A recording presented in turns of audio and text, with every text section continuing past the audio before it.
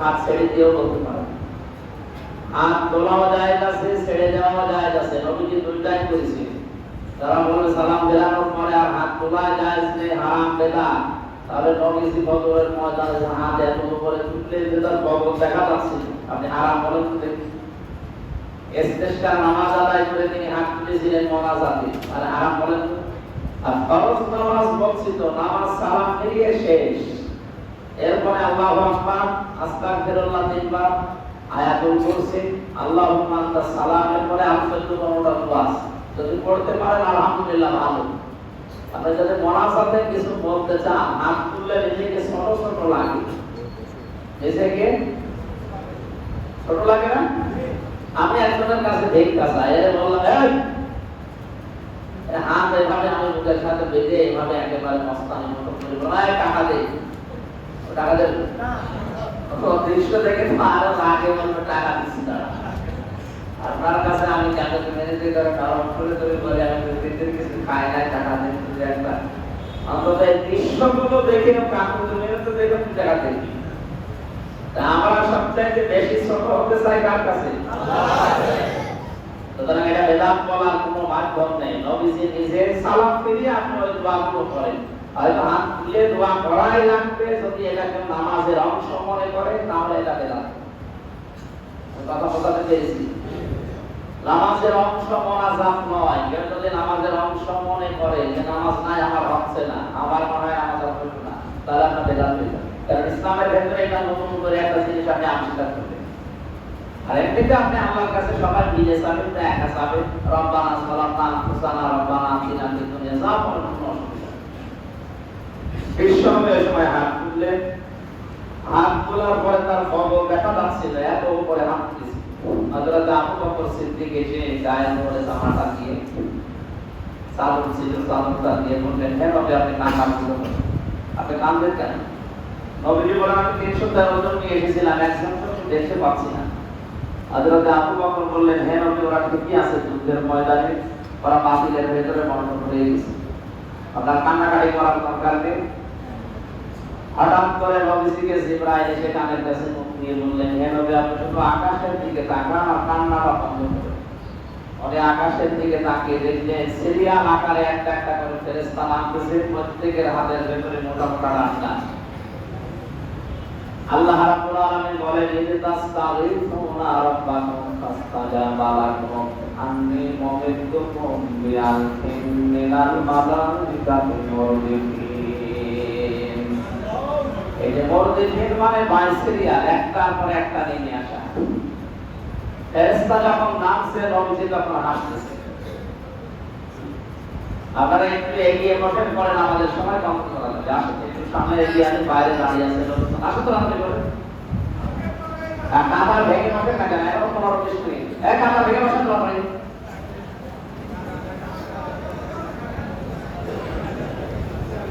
কিছু মানুষদেরকে সিকিউরিটি নিয়ে গেল নাকি কি বলি যে আপনাদের বলম, কাঁথা ভেঙে বসেন, পরের কাঁথা সুন্দর করবেন তাড়াতাড়ি।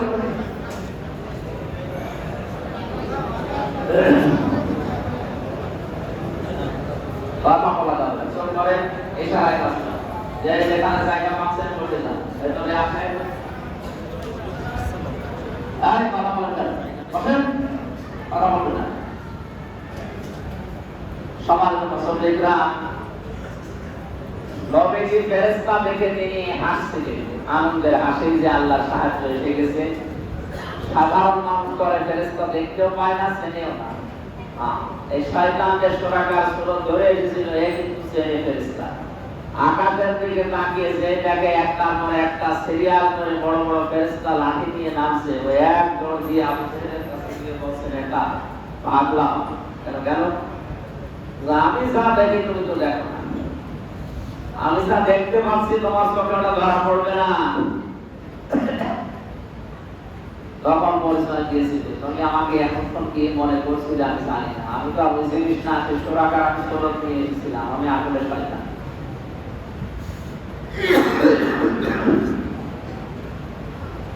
এই এক সময় সুরত ধরেছিল। দ্বিতীয় নম্বরে এই যে পরামর্শ দেওয়ার সময় নারায়ণ বৈঠকে সিরিয়া মরুদের সুরত নিয়ে এসে শুধু বের হয়েছে।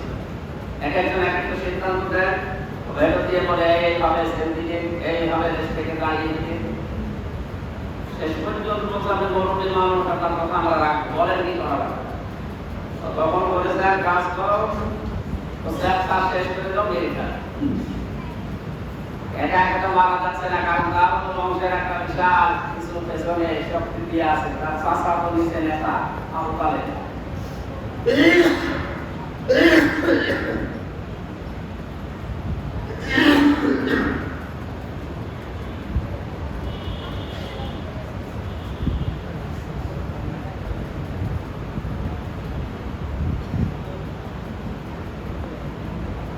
বলতে দিয়েছে একজন না এই যে যতগুলো বংশ আছে পুরা এলাকায় ওরা আরব জাহানের প্রত্যেকটা বংশ থেকে এক একজন করে লোক নিয়ে আসে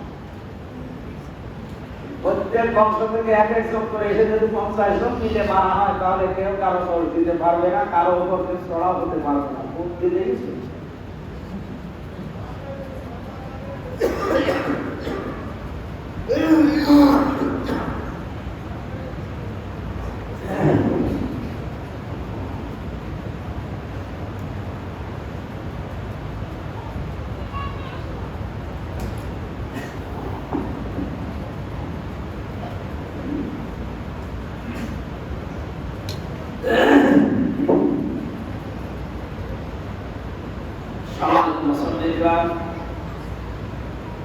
সর্বশেষের সিদ্ধান্ত অনুযায়ী বের ফেলা ফাইনাল ডিসিশন আমার প্রশ্ন হচ্ছে তাফসীর হক্কানি থেকে বলছে আমার প্রশ্ন এই যে 40 জন মানুষ সামনে বসা ছিল সব বড় বড় নেতা এই মুরব্বীর কথা শোনার পরে একটা ভালো মানুষকে মেরে ফেলার জন্য সিদ্ধান্ত দিয়েছে একটা লোক কোনো কথা সবাই নিশ্চয় উনিকে মেরে ফেলার মতো কোনো অন্যায় মুহাম্মদ রাসূলুল্লাহ করেছিল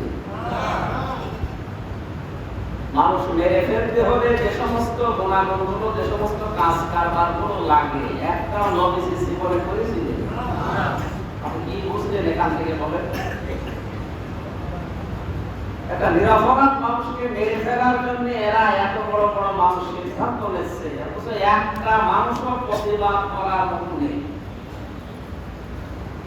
পৃথিবীতে আপনার মনে হচ্ছে এখন ঠিক ওরকম হয়ে গেছে 1400 বছর আগে ফিরে গেছে একটা ভালো মানুষকে আপনি বিপদে ফেলে দেবেন মারিয়ে ফেলবেন বছরের পরে বছরে তারা ছেড়ে রেখে দেবেন একটা মানুষ হয়ে দেশে এখন নেই যে না এটা হবে না এটা বলা এটা 1000 বছর আগে নারদ বৈঠকে আবু জেহেলের সংসদে রাজা হয়েছিল পৃথিবীর অনেক দেশে এখন ওইরকম এই দেশে না অনেকে বলে এই দেশে মনে এই দেশে কিন্তু না এটা মাটির নিচে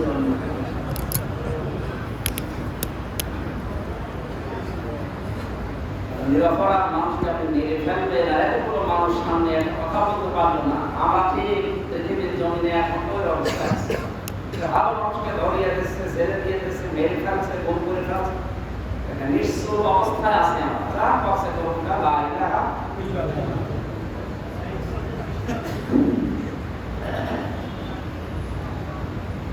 না আমরা 1000 বছর আগে ওদেরকে যদি আইনে সাহিলিয়াতের যুগ বলে ধিক্কার দেয় যে আমরা কোন যুগে আছে বলেন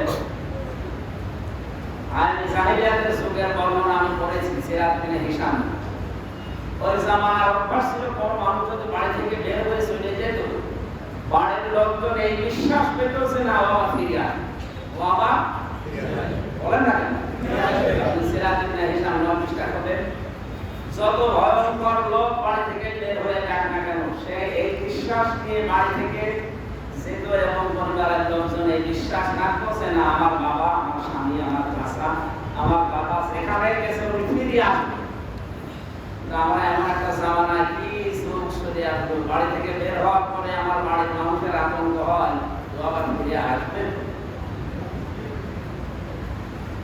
ওদেরকে যদি আইনে সাহিলিয়াতের যুগ বলে ধিক্কার দেন যে অন্ধকার চলে যাবে আমরা কোন যুগে আছি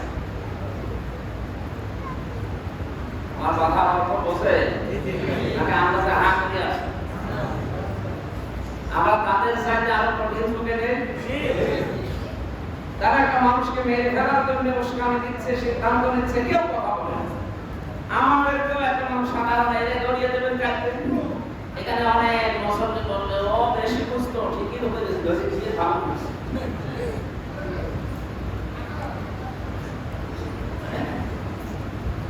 অত কথা বলার দরকার নেই। দেশে আর ইমাম নেই কুষ্টিয়ায়, কত বড় বড় হুজুর নামাজ পড়াচ্ছে, বড় মসজিদে একবার নরম নরম কথা বলে, আরে একটুখানি বুঝো বেশি বুঝে ওরা ধরে নিয়ে গিয়েছে, ছেড়ে দিয়েছে, ভালো হয়েছে, বলেন সুবহানাল্লাহ। এরকম অনেক মুসলমান পর্যন্ত আনন্দ করে। ওই জামানা এই মানুষের সামনে সিদ্ধান্ত দিয়েছে মুরব্বী শয়তান, আর নিশ্চয় বয়ে বসে আছে যারা সামনে, এগুলো তো মানুষ না কাটা কুকুর। আমরা ওই রকম সব নির্জন নেতার মতো আচরণই করছে এখন। ওদেরকে আমি সাহিদিয়াতের সুখ অন্ধকারের সুখ বলে আমরা ধিক্কার দেই, গালি দেই। আমাদের পরবর্তী বছর 500 বছর পরে যারা আসবে, আমরা যে আচরণ করছি কি বলে গালি দিতে বলেন? আপনার বিবেকে কিছু বলে না?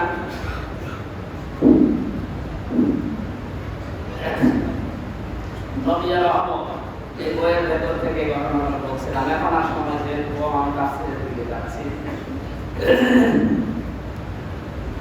কালকে ছিলাম রাতে আসলে বরিশাল, ওখান থেকে রাত 12টায় গাড়ি ছেড়েছি, এখানে এসে ফজরের নামাজ পড়ে ও হয়নি তো ভালো, গোড়া গাড়ি গাড়ি কাশি যাচ্ছে।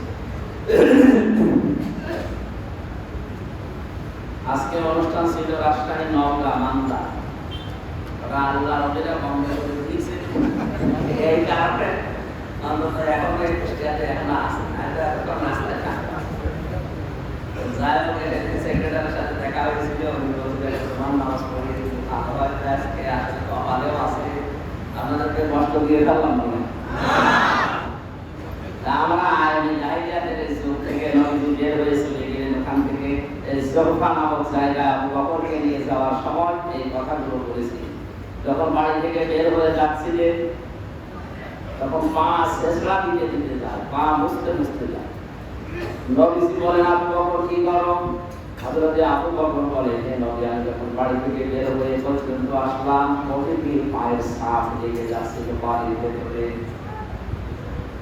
আমি জানি আবু জেহেল আসলে আবু জেহেল না, ও তো আবুল হাকাম, ও কি বুদ্ধির পিতা, জ্ঞানের পিতা, ও মানুষের পায়ের ছাপ দেখে বলে দিতে পারে যে রাস্তা দিয়ে কে গেছে। সকালবেলা তো খুঁজতে বের হবে আপনাকে আমাকে, পায়ের ছাপ দেখে দেখে খুঁজে ফেলবে যে আমরা এই রাস্তা দিয়ে চলে গেছি। বাড়ি থেকে বের হওয়ার সময় প্রতিদিন পায়ের ছাপ আমি পায়ে আঙ্গুল দিয়ে শাসর দিতে দিতে যায়, মুছে যায়।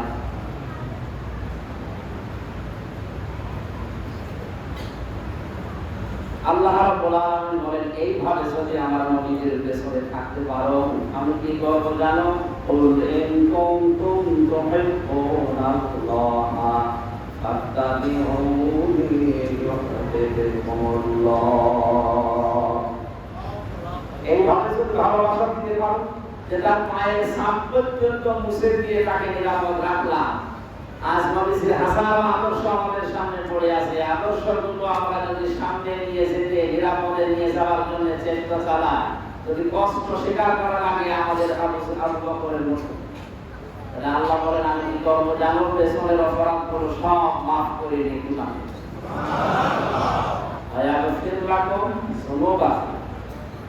একদিন এটাও বোঝারে জামনের বহু বছর জুনুব সব গুনাহ মাফ করে দিচ্ছি দেখো। সুতরাং আমাদের এই আয়াত থেকে আবু বকরের ঘটনা থেকে শিক্ষা নেওয়ার দরকার। উনি আল্লাহর নবীকে নিরাপত্তা দেওয়ার জন্য, নিরাপদ স্থানে পৌঁছে দেওয়ার জন্য পেছনে যেন কোনো বিপদ না থাকে চেষ্টা চালাচ্ছিলেন। আমরা আমাদের জীবনের রাসূলের আদর্শ যেটা সামনে আসবে ওইটা আমার সামনে এগিয়ে দেওয়ার জন্য পেছনে যেন কেউ বিপদে ফেলতে না পারে, এই রাস্তাগুলো আমাদেরকে একটু কন্ট্রোল করা দরকার। আমার কথার অর্থ হয়তো আপনি বুঝেন না, আলেম যারা আছে তারা বুঝতে, আমি ভেতরে কথা বলছি। আজ নবীর আদর্শকে যারা প্রচার করতে চায় তাদের পথগুলো নিরাপদ করে দিতে। আবু বকর যদি মায়ের ছাপ মুছে কষ্ট করে নবীকে নিরাপদ স্থানে পৌঁছে দিতে পারে, বিশ্বনবীর আদর্শ যারা প্রচার করে, তার আদর্শ যারা মেনে চলে, তাদেরকে নিরাপদে রাখার জন্য একটু কষ্ট করা যাবে না? কি কিছু বুঝেছেন? নামতে পারছি বলে আলহামদুলিল্লাহ।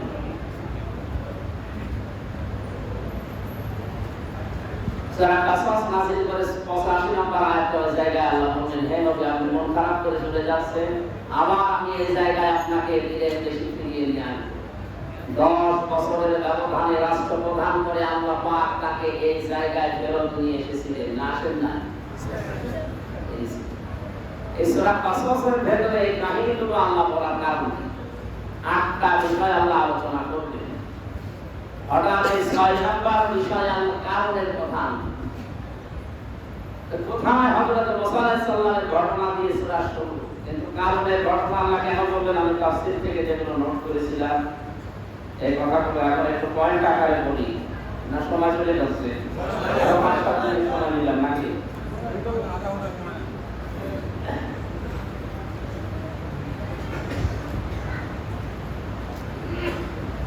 বিশ্বনবী মুহাম্মদ রাসূলুল্লাহ সাল্লাল্লাহু আলাইহি ওয়াসাল্লাম ঘর থেকে যখন বের হবে, তার জামাই হযরত আলী তাকে বলেছিলেন, তুমি আমার বিছানার উপরে আমার চাদরটা উপরে দিয়ে ঘুমিয়ে থাকো, কিন্তু সামনের দিকে আটকিয়ে রাখবা। 2 হাত দিয়ে সামনের চাদর আটকিয়ে রাখবা আর পেছনে পা দিয়ে ঢেকে রাখবা। ওরা এসে হয়তো চাদর নিয়ে টানাটানি করবে, বাকি আল্লাহ দেখবে। আর 3 দিন পরে তুমি আমার সাথে মদিনায় দেখা করবা। কয়দিন? হযরতে আলী রাদিয়াল্লাহু তাআলা আনহু বলেন, নবীজি সূরা ইয়াসিনের কয়েকটা আয়াত পড়ে তিনি বাড়ি থেকে বের হয়ে চলে গেলেন। আমি চাদরটা উপরে দিয়ে হাত মোড় করেছিলাম। আমার বিশ্বাস যে 3 দিন পরে নবীজি যখন মদিনায় যেতে বলেছে, 3 দিনের ভেতরে অন্তত আমার মনে হবে না। তারা নবীর কথাকে কত ভাগ বিশ্বাস করতো বলেন তো? 100 ভাগের উপরে।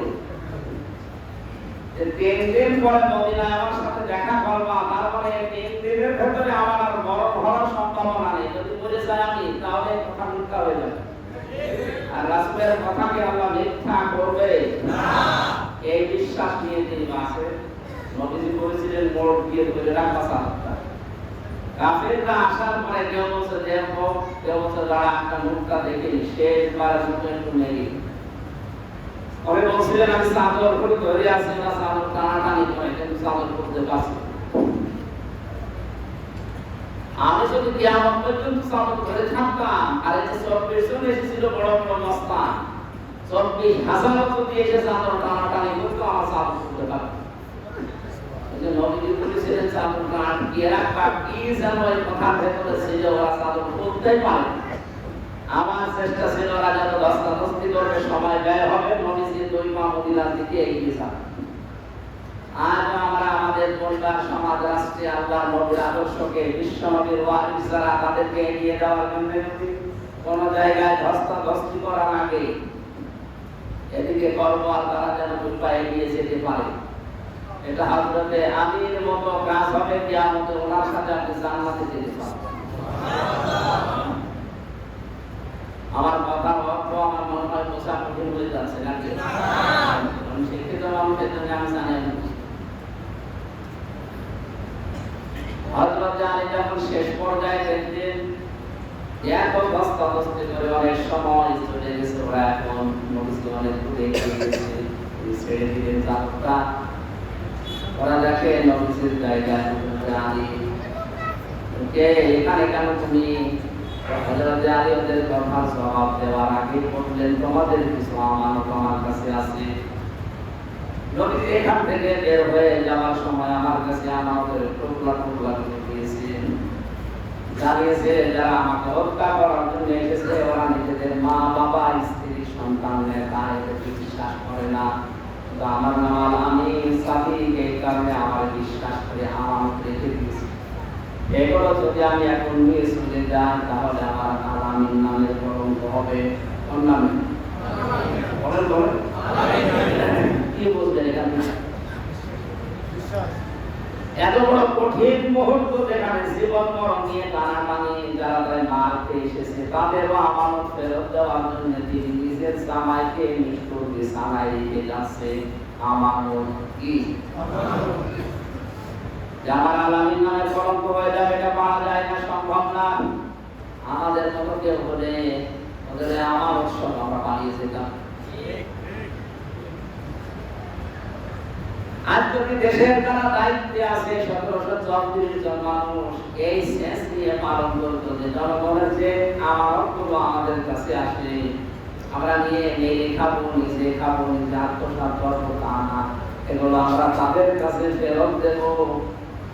উনি মৃত্যুর বিছানায় শোয়ার পরেও এই আমানতের দায়িত্ব ভুলে যাননি যে আমানত না আলামিন নামে কোনো হবে, যে আপনি দায়িত্ব নেওয়ার পরে মাল সম্পদ এভাবে আত্মসাৎ করে মেরে খান, ব্রিজ কারবার সব মারে, তা আপনার মুসলমান নামে কোনো ভয় না?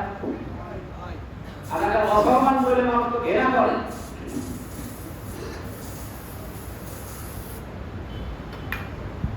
চলে গেলেন ওখান থেকে। আপনার কারণের ঘটনা আল্লাহ এই কারণে দিয়েছিলেন, কারণের ঘটনা দেওয়ার পেছনে আমি 7টা কারণ খুঁজে পেয়েছি তাফসীরের ভেতরে, এটা জালালাইন শরীফে আছে। 7টার ভেতরে প্রথম নাম্বার কারণ এই যে ওই জামানায় নবীকে দেশ থেকে বের করে দেওয়ার জন্য যারা গুরুত্বপূর্ণ ভূমিকা পালন করেছিল তারা অধিকাংশ ছিল টাকাওয়ালা, অর্থওয়ালা। টাকা অর্থ সম্পদের মালিক যারা এই গরমে তারা নিরপরাধ মানুষদের উপরে সারা জীবন থেকে অত্যাচার করেছে, এখনো করছে, কিয়ামত পর্যন্ত করবে। এজন্য টাকাওয়ালা আর ক্ষমতাওয়ালা এই দুই শ্রেণীর মানুষকে কোরআন জানিয়েছে যে 5টি উপদেশ সবসময় মনে রাখা। কারণের ঘটনা আল্লাহ এখানে উল্লেখ করে ওর দ্বারা দুনিয়ার মানুষকে আল্লাহ শিক্ষা দিতে চেয়েছে। কয়টা? এখন যেহেতু নবী নেই, নবীর ওই দায়িত্ব মনে করেন আমির হামজা অ্যাডভার্টাইজ করছে, ওই 5টা কোরআন থেকে আমি তুলে ধরছি। আল্লাহ পাক বলেন যে ক্বালাহু কওমুহু লা তাফরা ইন্নাল্লাহা লা ইউহিব্বুল ফারিহিন। এক নম্বরে ওই দেশের সম্মানিত সৎ এবং আলেম যারা মুসা আলাইহিস সালামের জামানায়, তারা কারুন নামে মুসা নবীর এই চাচাতো ভাই যে অবাধ্য হয়ে গিয়েছিল, তাকে বলেছিল যে 1 নম্বরে তুমি এত আনন্দ করো না, সম্পদের খেলায় অনেকে আনন্দে বাঁচে না, আপনারা আনন্দ বেশি বাড়বে, হাসি দেখলে আল্লাহর আরশ কাঁদে। কারণ কি? আলাদা কলিলা ওয়ালা কাসীরা, আল্লাহর নির্দেশ হচ্ছে বেশি বেশি করে কান্না করবা, কম কম করে হাসবা। সম্পদের গরমে মানুষ যখন হাসাহাসি করে বেশি, তখন আরশ কেঁপে যায়। এখানে ধনী যারা আছেন, টাকাওয়ালা মানুষগুলো এই স্বভাব, এই যে হাসি খুশি থাকা বেশি, আপনারা অন্তর করে যাবে। এই বেশি আনন্দ করা আমাদের বাদ দেওয়া। নবীজি বলেন আমি মেরাজ থেকে ঘুরে আসার পর থেকে আর মরণ পর্যন্ত কোনোদিন হাসতে পারি না, কারণ যে দৃশ্য দেখে এসেছি হাসি আমার কোনোদিন মুখে আসে না। উনি দেখে এসেছিলেন এটা হাসতে পারেন, আমরা দেখি না, তো এর জন্য হাসি আমাদের বেশি। টাকাওয়ালা মানুষগুলো হাসি খুশি এই সমস্ত আখিরাতের দিকে আপনাকে ধাবিত হওয়ার জন্য ওই জামানায় বলেছিল, এই জামানায় বলছে। 2 নম্বরে অবকাতি ফিমা তাকাল্লাহু দারুল আখিরাহ, আখিরাতের ঘর অন্বেষণ করার জন্য চেষ্টা চালান। আখিরাতের যে ঘর আল্লাহ বানিয়েছেন, যাদের ভেতরে 2টা গুণ নেই, আল্লাহ তাদেরকে ওই ঘর তৈরি করে দিবেন। আখিরাতের ঘরের নাম কি? জান্নাত। বলেন সূরা বাসাসের 85 নম্বর আয়াতের আগে 83 নম্বর আয়াতে আছে, তিলকা দারুল আখিরাতু নাজাআলুহা লিল্লাযিনা লা ইউরিদুনা উলুওয়ান ফিল আরদি ওয়ালা ফাসাদা ওয়ালা বিকাতুল মুত্তাকিন। এখানে 2টা গুণ আছে। যারা দুনিয়াতে মুলুক প্রকাশ করে না, উদ্যত অহংকার করে চলে না, আর পৃথিবীতে যারা ফ্যাসাদ সৃষ্টি করে না, বিশৃঙ্খলা তৈরি করার জন্য যারা কাজ করে না। ভালো তো চলছে দেশটা, শান্ত হয়ে গেছে, এখন আবার অশান্তি তৈরি করার জন্য, বিশৃঙ্খলা তৈরি করার জন্য অনেকে ডাইরেক্ট, অনেকে গোপনে চেষ্টা চালাচ্ছে। যারা দেশকে অশান্ত করার জন্য, বিশৃঙ্খল পরিবেশ তৈরি করার জন্য বিভিন্ন কায়দায় পায়তারা করছে, তাদের জন্য আল্লাহর বানানো যে জান্নাত ঘর, এটা হারাম। এটা আমি আরো বড় পরিসরে বলতে পারলে ভালো। আজ অনেকেই গোপনে কাজ করছেন, কি করে আবার বিশৃঙ্খলা তৈরি করা যায়, অশ্লীলতা তৈরি করা যায়। শান্ত হয়ে যাওয়ার পরে হঠাৎ করে একটা ইস্যু তৈরি করে আপনি বিষয়টা বরং করে ফেলেন। আমি একটা করে 27টা লিখেছিলাম এখানে, সবগুলো তো এখন আর বলতে পারছি না, কারণ আমাদের সময় প্রায় আগামীতে বাকি এখন তিনটা আছে, নিজের অংশ ভরে দেওয়া, ইহসান করা, সন্ত্রাস তৈরি না করা। সূরা কাসাসের ৭৬ ৭৭ নাম্বার আয়াতের তাফসীর আপনারা এমনি কাছে দেখে নেবেন। আগামীতে সময় যদি পায় না সময় আছে। দেখে নামাজ পড়েন, নামাজ পড়ে আমি সময় দিই। আজকে তো মাহফিল নেই, তাহলে সারা রাত সারা দিন কোন প্রশ্ন যদি থাকে নামাজের পরে বিভিন্ন গুরুত্বপূর্ণ প্রশ্নের ১০-১৫ মিনিট উত্তর দেওয়া হবে। যাদের আছে প্রশ্ন অলরেডি অনেক মানুষ এসেছে, একটা প্রশ্ন অলরেডি যেন লিখেই দিচ্ছে। তো ওনার মতো কারখানা মানুষ যদি প্রশ্ন লিখতে পারে, যা আপনাদের কি হয়েছে ৮৮ জনের মতো প্রশ্ন লেখেন, দেখে বাবু প্রশ্ন দেখে দেখেন। ওর মা মারা গেছে, তো মায়ের জন্য ফিরোজা বেগম, আমার মায়ের নাম হলো ফিরোজা। ঠিক আছে, নাম লাগবে না, নাম আমার মুখস্থ আছে, আমি দোয়া করবো। ওনার মা মারা গেছেন কিছুদিন আগে, আপনি হাসপাতালে নাম শুনেননি? আমি জেলখানা ছিলাম, তখন শুনেছিলাম ওনার মা মারা গেছে। আমরা আমার মায়ের জন্য দোয়া করবো। নামাজের পরে প্রশ্ন উত্তর হবে ১০-১৫ মিনিট। যাদের আছে গুরুত্বপূর্ণ কলম খাতাতে লিখে এখানে হাফিজের কাছে দেন, আমরা কথা বলছি। সুন্নাত যদি পড়ে থাকেন তাহলে আমরা ফরজ নামাজে চলে যাব, যদি না পড়েন সুন্নাত পড়ে নেন। ৬-৭ মিনিট সময় দিলাম, নামাজ পড়েন, বাকি কথা পরে বলছি।